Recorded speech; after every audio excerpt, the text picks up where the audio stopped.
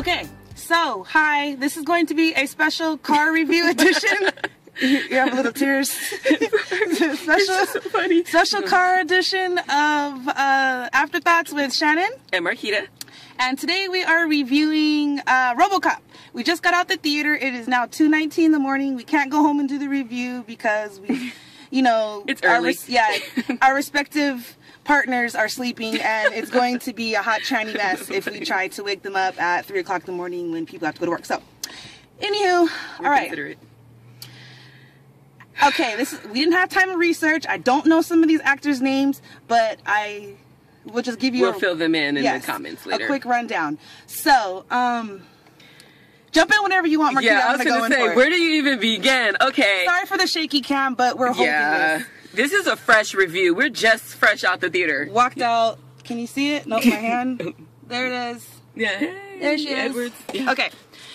So, Shannon, how'd you like the movie? Okay, first 20 minutes sucked so bad. This actor, oh my gosh. Okay, hated him. I was so annoyed. I agree. He had, I guess they casted an actor who's really good as a stoic character because he was excellent as Robocop. Love him as Robocop, but all the pre-scenes before he got into the suit were effing terrible. I'm serious. All his undercover work, he has this accent where he has an ethnic type of accent where he's trying to be part of the hood and one of the homies and stuff. And even one of his partner mentioned how when he was finally in the black suit, oh, you're finally your right color now. Yeah. So I'm like, it was terrible. His acting as a civilian cop. A civilian cop in Detroit was terrible. He's like, he's probably from Tennessee or something like that. Good point. But I really enjoyed him as Robocop, I will say that. But all the cops suck, okay?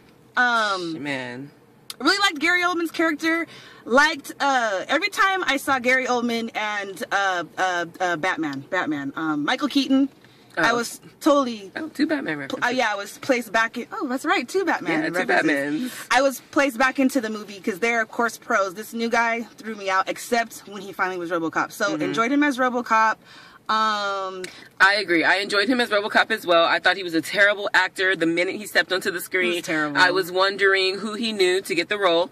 But once he was in the suit, I agree with Shannon completely. He did the Robocop character very good. Yeah. And I have to admit, I like the way the Robocop suit looked. The suit was awesome. It was very good at making it look like a robot and split in sections even when he was walking. I was noticing, why did they get such a skinny guy? I guess you would need a skinnier frame to pull off all of the little details in the suit that made it look electronic. So that was pretty cool.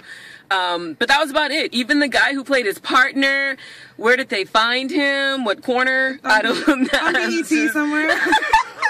I'm sorry. It was just some random casting in there. You know, I completely agree.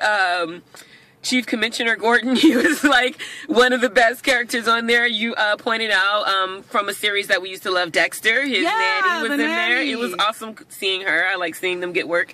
And she actually did pretty good. She wasn't annoying at all. No, she wasn't. So I liked her character. Yeah, like she was more like an assistant. I was like, she's a doctor, but she didn't really have a doctor role. She had more of an assistant role. Charge him up. Smart assistant. Don't do this. Yeah, so it was cool seeing her like that. I did not want to see her as a doctor like Hannah. Yeah. I saw Hannah earlier. Frankenstein. That was a completely different. Yeah. But I agree. Yeah. Okay. If you just want to go to a movie and just, you know, see a cool story real quick, you know, if you're not really expecting too much, you know, you won't mind sitting through Robocop. But you have to sit through the first bland 20 minutes. Yeah. And the plot fillers. And I agree, it was awesome seeing Michael Keaton again. It's awesome seeing him on screen, and he did an excellent job at making me hate him. So kudos. Like him at first. You don't hate him until like an hour in, and you're like, damn. But what they do to this guy, it's just terrible. They just keep messing with his programming in his mind, and he keeps breaking through the programming. So kudos to that part of the writing. But everything else in the writing was very... You've seen it before. Oh, You've seen it tons and it's tons just before. Like original Robocop. It's exactly the stoic and very easy, straightforward acting you'd expect. You know, easy lines, easy this, you know, and it wasn't really a complex storyline that got outside of the main characters. Yeah, turn your brain off. Yeah, just turn it off and just sit there and, you know, exactly like the olden, you know, crime movies. It's just man, macho line, and boom. Yeah, but they're totally lucky it picked up after the first 30 minutes because I swear I was thinking this whole time scenes. Because I was thinking the whole first 30 minutes I'm going to give this movie an F. Unless they're only going to get a D because the special effects, the robots and the big giant robots, I forgot what they're called, but they were done very well. Up close scenes, they look real. So kudos on the CGI. Robocop was awesome. The other robots were awesome. So just the first 30 minutes, people, just try. Don't walk out. Just get over the acting and the shaky... Oh yeah, this is like how it's filmed. That's how it's filmed, like the whole time. In the beginning, I'm like, yeah, is this how the whole movie's gonna Pakistan be? Or something? Yeah, yeah, exactly. And it's gonna be a little hard to follow. I was like, they had to have thought that it was gonna be hard to follow this. It was. I did not like the freehand indie movie video recording. It didn't work for an action movie. And especially with robots, that's something where we need to be able to see what's going on. And if we saw it in IMAX, so we were able to see more details. But if you don't see it in IMAX, the shaky cam you might miss a few details because the robots do actually look pretty awesome in this scene. Yeah, but the shaky robots do look cam, awesome. It just it does kind of throw you off. It throws you off. You know, that's when you have that problem where you can't identify what's going on, like how people felt with Transformers. You know, it's too much going on, and you know, so that's why I was. But it could have been filmed better, and it could have been done better. But yeah, you know, I mean, I'm willing to give the second one a chance, and even this actor a chance. Just because he was good as Robocop. If he was just playing the actor, like say he was in a romantic comedy or he was in, another action flick where he didn't have the suit on, I would totally hate him. Because I totally hated him until after. You know what? The only thing I did like about him when he was a regular guy was his father scenes when he was with his son. Those were actually quite touching before he was in Robocop. So as a family man, he projected very, very well. But as a street thuggish type undercover Detroit cop, it just did not work for me. But you just got to get past that 20-30 minutes, guys. But he's a pretty good Robocop. But just need better writing. Just better writing. Yeah, again, the storyline is not that complex, it was just basic, bing, bang, boom, Even the main bad guy you thought was going to be the high pursuit in the movie was over fast. So, it was not really much, it wasn't a lot of meat to the main course. However, if you please try to make it while the previews are going, because I do want to get into the cool IMAX sneak peek that we got to see of 300 Rise of an Empire. We got about 5, 6, 7 minutes of footage from the movie, and we get a background of the story and everything. Awesome. It makes me want to see it. Wasn't excited to see it before, but now I'm really, really interested. So, sorry, quick sidebar on that. There you go. There's something worth seeing Robocop for. You get to see a cool preview. Yes, before. If not, then just wait till 30 minutes in. The movie was. Yeah. It was slow. The very beginning was slow. So I was slow and basic. Yeah, I'm gonna give this a C, and that's only because I thought he was kind of badass as Robocop, and that's what pretty much saved the movie for me. But just a lot of gunfight. I don't know if it was louder this time for some reason.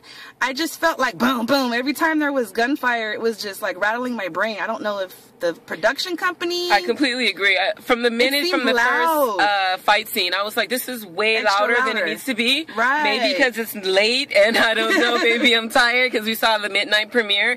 But it was very, very loud.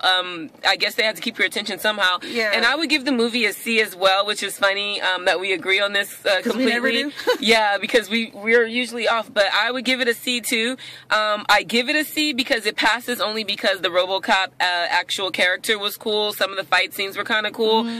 Everything else, and Michael Keaton, he helped earn that C. But everything else, an easy storyline never really works for me.